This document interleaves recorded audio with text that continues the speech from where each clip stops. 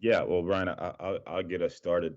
Obviously, big win, obviously against Central Florida last week. Um, for you, we never really got your point of view from the Jalen Alderman pick. What was kind of walk me through your process of the play call, the blitz call, and then obviously what you were thinking as he's running down the sideline. Oh man. Uh, well, first of all, I think once we got in the huddle after the turnover, we always try to huddle up anytime we before we take the field. And I think that somebody in the huddle said, "Hey, now if they can get a turnover, we can too." And I don't know exactly who said it, but somebody did. And so we broke the huddle and knew Jalen was going in the game. And the funny thing is this. I saw the set and I said, hey, we got to bring pressure. I asked coach, I said, hey, you guys think pressure or drop?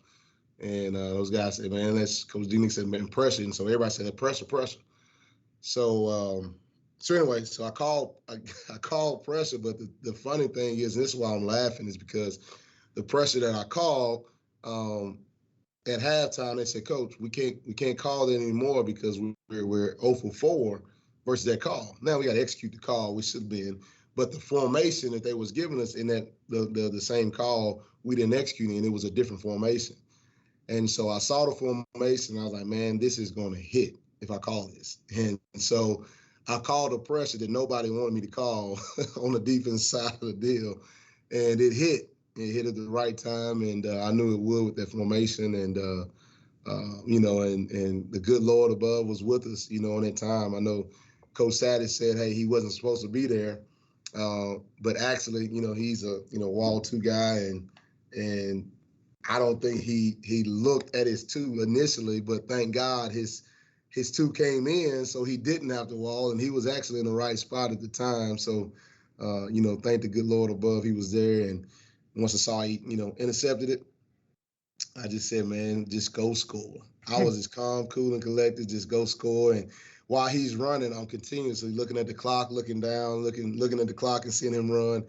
And once I saw him clear the quarterback, I was like, oh man, he's taking this thing to the house. So it was awesome. I was amped up for him, for the defense, as well as for the team in general. And just so thankful to the good Lord above, man, that he made that play. But great blocking by all those guys, man. I mean, you think about CJ Avery on the pressure. I mean, he came scot-free. The guys did their job. You think about Jock, who was a dropper. Jock the nose, he dropped and he actually really helped cause that interception because the receiver glanced at Jock, and by the time he glanced back, the ball was in his arms. And so thankful for Jock doing his job, and then Yasir on a freaking great hustle to be able to spring him into the end zone. And a quick follow up to that, Brian. Obviously, Jalen's only in because Monty was hurt, and Trey got banged up a little bit. Obviously, a lot of people got banged up. Coach Satterfield said the training room was full over the weekend. Can you just speak to kind of the progress that you guys have seen from some of the guys who are banged up, and you think they'll play on Saturday? Oh yeah, man. I think that you look at the sheet that has all the guys that are injured, and that's been in the training room. It was full as all get out on that Saturday and Sunday.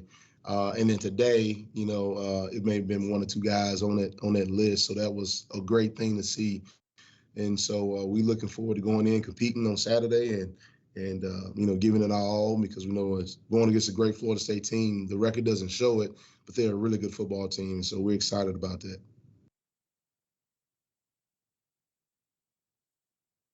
Kind of, hey, Coach Michael McCammon, Cardinal Authority, kind of on going back to the first question. A moment like that obviously helps spark, the win. What can that moment do to help you guys, confidence-wise, coming to practice, all aspects of what you guys do going forward as you start this ACC play? Man, I think it gives you, confidence anytime you win a football game, number one. And I think for us, defensively, it continues to give us confidence. We played pretty well the last 2 weeks. Couple mistakes in that game, two mistakes, one by myself, on the second play of the game. I did not see the ref subbing, for 12 personnel, and I needed to get base back out there, and I kept our nickel package out there, and that was on me on that first touchdown. I left Trey out to dry on that one. But And then the 4th and 2 play. I mean, that's a heck of a play, man, by that kid. We should have had the correct leverage. Corner didn't have correct leverage, but that's a heck of a catch, man. A one-handed catch that made number 1 on Sports Center. So that's 14 points, from 35, and you think, okay, well, that team average, I don't know what, 50 some odd points, and over 600 yards total offense per game, and we held them to 420, which is not great at all. Don't get me wrong, but a lot of yards under what they average as well as points per game as well. So I was really pleased. We got stops when we needed to get stops. So when you're going against a high-powered offense like that, you got to do a good job of getting stops when you most definitely need to, and you got to try to execute to a T. And I think we did that for the most part of that game. Just a couple plays here and there that got us. The last drive, our guys are thinking 2 minute, and our guys are not playing a run and playing their gaps that they're supposed to up front. And that hurt us, with about 3 runs in that last drive before they scored, and that hurt us. And so we got that corrected, this week. And I think our guys understand, hey, no matter what, understand that situations may arise at maybe 2 minutes, but hey, see what you see and play your keys and do your job. So the guys understand it now, and I think they have a better understanding of how to play in that 2 minute scenario as well. But we're excited, man, and can't wait to go back out there on Saturday. Hey, Bryan, Matt McGavin with Sports Illustrated. I know the scoreboard says you guys gave up 35 points, but it seems like you guys did a lot better in terms of alignment and just guys overall not having missed assignments. What did you think of your unit's overall execution against UCF? Like I said, I thought for the most part, man, I think it may have been about 85%, 87% that we executed, on plays that each play. And that's awesome, especially going against a high-powered offense like those guys and how fast they were, tempo, all that. Way better than the first game as far as execution-wise go. Like I say, a couple plays, it's 14 points. You take those 14 points away, that's, they scored 21 points in that game. And I take that any day, against an offense like that. And but I agree with you, our guys executed really well, and they tackled, well for the most part in that game, man. Keeping everything in front and, driving down and making tackles, getting a couple of sacks here and there. But we were able to get stops on 3rd down, and that's really, really critical when you're going against an offense like that and giving the ball back to offense. That team averaged, 80 some odd, 90 plays per game. And they only ran 60 some odd plays, and that's really good, and that's a testament for us going 2-10, making those guys go 2-10 on 3rd down and get off the football field. But we got to execute a little bit better on 1st and 2nd down to get them in more 3rd down situations. Hey, Bryan. Hey, Bryan. It's Jody Dimling with Cardinal Authority. You mentioned Jock earlier. He seems to be kind of in the middle of a lot of good plays, and can you just kind of expound on what he has done in his time out there, and maybe how are you happy with that position as far as in the middle with the guys rotating? Man, I think Jock is coming along, Jody. He's grasping it more and more each and every week, and right now he's once he got here, I mean, he had to start at the bottom of the depth chart, and we have 6 noses. And now he's worked his way up to number 2. So that should tell you, what he's doing for us right now, every day in practice, and even in the game execution wise. So we're just excited to have him, at that spot behind, Desmond Tell, who's having a phenomenal, fall camp. And then, of course, the first couple of games, he's been pretty solid there. Yes, we would like more, production by that group, some more TFLs, absolutely. But for the most part, those guys are in their gaps, and they're allowing the linebackers to fit where they need, and that's what we ask those guys to do. And but yes, Jock is doing a tremendous job for us right now. Bryan, what'd you say, Rocco? Last one. Okay, yeah, Bryan, I know you guys have run a lot of dime and 6 DB sets a lot this year. Probably, correct me if I'm wrong, probably more than you have in your first 2 seasons. Mm-hmm. Kind of talk to me about the advantages of that, and when you feel like the roster kind of flipped to say, like, okay, I feel like I have the guys where I can run this and be pretty aggressive with it a lot.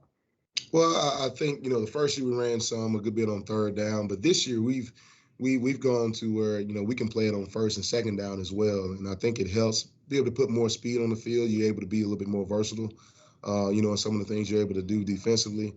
gives the offense a different look, to where they have to prepare for, our base package as well as our dime package on, first and second down, and we can give you multiple looks out of that, and it helps us, and it helped this past game, and hopefully we'll continue to be able to move it, use it moving forward with our depth, and I would say, when we recruited a lot of these guys, we wanted to be able to do some of those things on first and second down.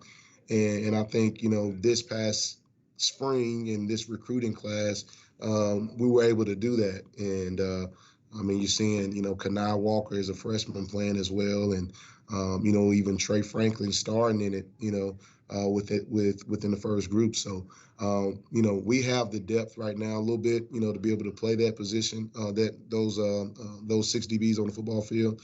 And it helps you to be able to put more speed on the field and be able to match, some personnel with personnel, and that just helps us out defensively. Really quick. I know you got to go. Does that just speak, you think, to the evolution of this defense from where you were year 1 to where you are now in year 3? Absolutely. We want to be able to get more speed on the football field, and you have to recruit that way. And I think we have, and we'll continue to do that. Portal has hurt us a little bit, especially in secondary. So hopefully we'll be able to, with that new rule, we'll be able to replace, some guys if some other guys want to get on the portal, and I think that will help us. But yes, I'm very thrilled to be able to use this package, on first and second down, and hopefully it will continue to do dividends for us in the near future. All right. Appreciate you guys, man. Y'all have a good one. Appreciate it, Bryan.